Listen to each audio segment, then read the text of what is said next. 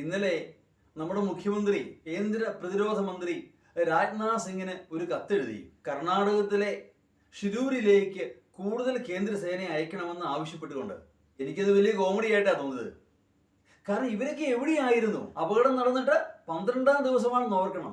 ഒരുപക്ഷെ കേന്ദ്രസേന അപകടം നടന്ന് 24 മണിക്കൂറിന് എത്തിയിരുന്നെങ്കിൽ, കരയിലും പുഴയിലും ഒരുപോലെ അന്വേഷണം നടത്തിയിരുന്നെങ്കിൽ റിസൾട്ട് മറ്റൊന്നാകുമായിരുന്നു.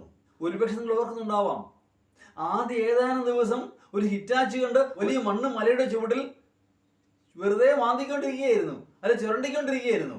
കാര്യമായ ഒരു അന്വേഷണം നടന്നില്ല. എന്നിട്ട് നേരെ ഉരുട്ടുമ്പോഴേക്കും വെളിച്ചക്കുറവാണെന്നും പറഞ്ഞ് കടയും പൂട്ടി വീട്ടിൽ പോകും.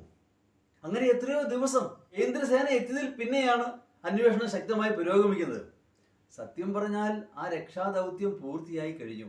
അർജുൻ മാത്രമല്ല, അദ്ദേഹത്തെ പോലെ അപകടത്തിൽപ്പെട്ട 3 പേരുടെയും കാര്യം ഏതാണ്ട് തീരുമാനമായി കഴിഞ്ഞു.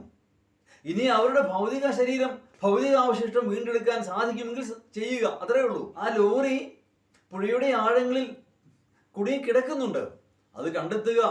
ഒരുപക്ഷെ ക്യാബിൻ തുറന്നു പോയിട്ടില്ലെങ്കിൽ ക്യാബിനുള്ളിൽ നിന്നും അർജുന്റെ ശരീരം ലഭിക്കുകയാണെങ്കിൽ അത് അർജുന്റേതാണെന്ന് ഐഡന്റിഫൈ ചെയ്യാൻ പറ്റും. അല്ലെങ്കിൽ ബോഡി തിരിച്ചറിയണമെങ്കിൽ പോലും DNA ടെസ്റ്റ് വേണ്ടിവരും. അദ്ദേഹത്തിൻ്റെതും അദ്ദേഹത്തെ പോലെ തന്നെ കാണാതായ മറ്റു 3 പേരുടെയും. ഇതൊക്കെയാണ് യാഥാർത്ഥ്യം എന്ന് പറയുന്നത്. അന്വേഷിക്കണ്ട എന്നോ ആ ദൗത്യം നിർത്തണമെന്നോ എന്നല്ല ഞാൻ പറയുന്ന അർത്ഥം. ഈ കാര്യക്ഷമത ഇത്രയും കാലം കണ്ടില്ലല്ലോ എന്നാണ്. ഏതാണെങ്കിലും ഇപ്പോഴെങ്കിലും സടകുടഞ്ഞെണീറ്റല്ലോ. നടക്കട്ടെ പരിപാടികൾ ഊർജ്ജസ്വലമായി തന്നെ. എല്ലാവിധ ആശംസകളും.